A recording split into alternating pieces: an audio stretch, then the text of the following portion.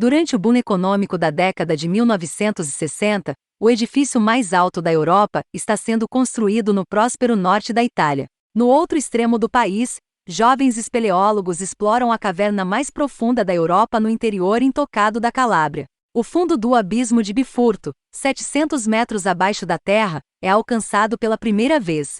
A aventura dos intrusos passa despercebida aos habitantes de uma pequena aldeia vizinha, mas não ao velho pastor do Planalto de Polino, cuja vida solitária começa a se entrelaçar com a jornada do grupo. A partir da superfície, o buraco titular aparece como uma cicatriz na pitoresca zona rural da Calábria, o mesmo cenário que Fra Martino explorou com júbilo silencioso em Le 4 Volte de 2010. Mas como veremos através da observação detalhada do cineasta do trabalho dos espeleólogos, estende-se profundamente na Terra. Iluminado apenas pelas lâmpadas do capacete dos espeleólogos, o sumidouro é um lugar de mistério silencioso, cujas profundezas são uma promessa de beleza sombria e perigo. Praticamente qualquer outra abordagem desse material teria enfatizado a natureza perigosa da espeleologia. Por outro lado, o Buco se concentra na maneira como os expedicionários realizam seu trabalho sem comentários, dramas ou qualquer emoção óbvia. Fra Martino e o diretor de fotografia Renato Berta apresentam os homens, profissionais consumados que operam com um claro senso de propósito, como sujeitos figurativos em uma série de composições pictóricas requintadas. Fascinados pela interação de luz e paisagem, os cineastas contrastam de forma memorável a verdura ensolarada do campo aberto, onde os homens trabalham com o interior profundo e escuro do sumidouro. Se acreditarmos no ditado de que o desejo de escalar uma montanha surge apenas porque ela está lá, talvez se deduza, para não ser muito loquaz, que um explorador de cavernas mapeando um buraco no chão o faça porque não está. Noções de ausência, não apenas de terra firme, mas de luz e de vida, bem como oposições de alto e baixo, efêmero e eterno, alto e baixo, impregnam, e o Buco, o buraco de Michelangelo Fra Martino, uma docuficção que recria com ternura, sem palavras e um tanto obliquamente uma expedição espeleológica de 1961, para medir a profundidade de uma fenda inexplorada na região da Calábria. Na Itália, um pastor está sentado na beira de uma montanha, onde as pedras cinzardosas encontram a grama verdejante e profunda. Árvores luxuriantes, cujos galhos dançam ao vento, o cercam. Todos os dias, o velho observa vacas pastando no sopé da montanha. Chame isso de ritual. Seu rosto enrugado e barbudo marca a passagem do tempo. Ocasionalmente seu burro se junta a ele. Assim começa aí o Buco, obra magistral de som e visão de Michelangelo Fra Martino. 11 anos depois de seu último longa, De Furtimis, uma meditação filosófica sobre a vida de um pastor de cabras, Fra Martino retorna com este estudo tranquilo de um perigoso esforço exploratório. Este filme, que parece mais uma instalação de arte estendida do que uma narrativa cinematográfica completa, pode não satisfazer completamente os espectadores que aguardam ansiosamente o último projeto do cineasta. Ainda assim, ele se destaca poderosamente por conta própria, oferecendo imagens de tirar o fôlego da Itália rural e uma interrogação sutil da lenta fluência da mudança e da modernidade.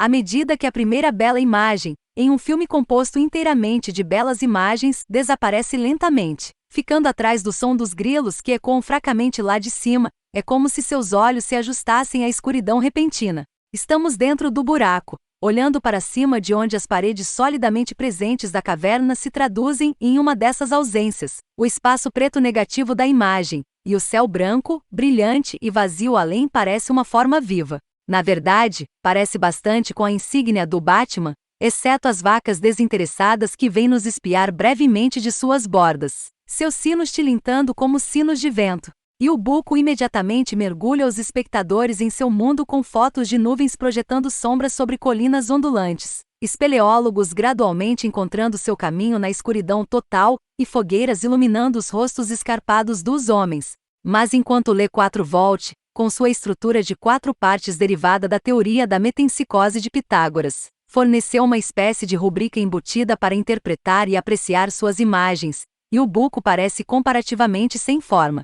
Logo chega um grupo de jovens espeleólogos para montar acampamento na boca do abismo. Mas se a intrusão desses forasteiros nesse bucólico idílio calabrês cria a expectativa de algum tipo de conflito dramático, nada acontece. Fra Martino deliberadamente, e em última análise frustrante, opta por manter os exploradores à distância, geralmente atirando neles de longe. reduzindo suas conversas ao pé da lareira e comunicados à beira da caverna a murmúrios indistintos que têm tão pouco significado para nós quanto os chamados guturais, que o pastor faz ao seu gado. Ainda assim, à medida que a expedição avança, e à medida que a câmera de Berta é enviada cada vez mais fundo para os confins do buraco, onde as imagens são iluminadas apenas por tochas de capacete, e às vezes as páginas em chamas de revistas enviadas rodopiando até o próximo cume, um vago paralelo surge.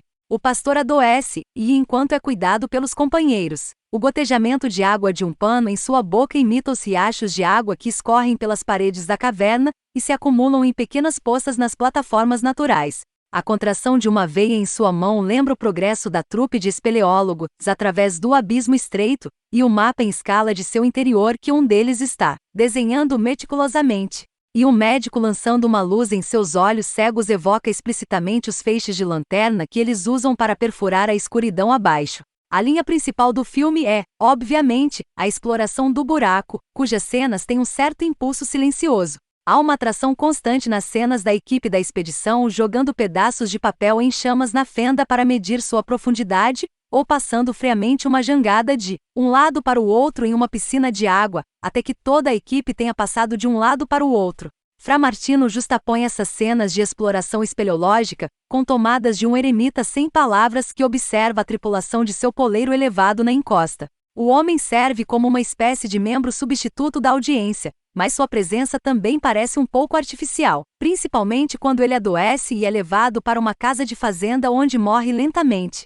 Sua morte fornece um contraponto metafísico ao fim da expedição dos espeleólogos, que se encerra com a descoberta do fundo murado do buraco. Todas as coisas devem eventualmente chegar ao fim, sugere o filme, uma observação precisa, com certeza, mas longe de ser profunda. O filme de Fra Martino é fundamentado em um tempo e lugar específicos, Itália, 1961, através da inclusão de alguns detalhes, como imagens de arquivo da construção da Torre Pirelli de Milão e uma revista com JFK e Richard Nixon na capa. Em uma cena, os moradores de uma pequena cidade escondida nas colinas da Calábria se reúnem do lado de fora de um bar local para assistir a uma transmissão de televisão de um número de dança jazz.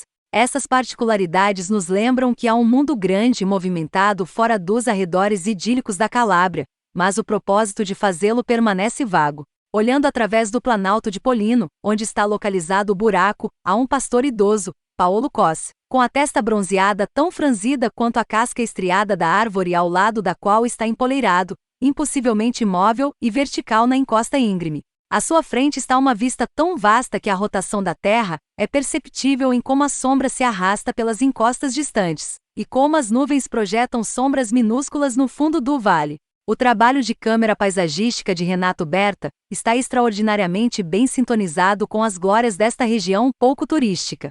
Menos bem-sucedida é a tentativa de contextualizar a história no cenário social da Itália dos anos 1960, quando o boom econômico nacional estava no auge. O único diálogo vem de uma reportagem de televisão sobre a construção do prédio Pirelli de Milão, que estava sendo concluído na mesma época, mas se há um ponto além da ironia de um arranha-céu sendo construído no norte urbano e rico, ao mesmo tempo como uma caverna estava sendo medida no sul rural e pobre, ela se perde em todas as imagens encantadoras e no design de som soberbamente evocativo de Simone Paolo Olivero.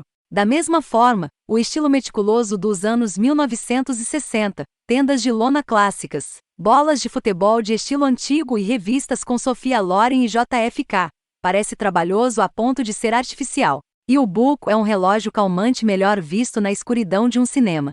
É uma experiência imersiva cuja recompensa vem da forma como Fra Martino constrói lentamente as minúcias do trabalho do pastor e dos espeleólogos.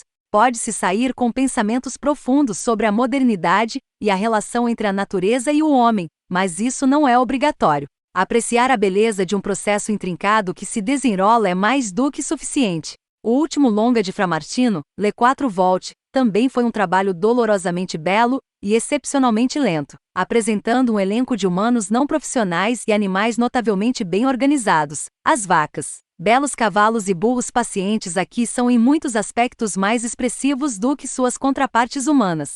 Mas esse filme encontrou em seus espaços vazios e considerou os longueus uma espécie de além deslumbrante. pois tratava da ideia da reencarnação da alma através de formas animais, vegetais e minerais. Em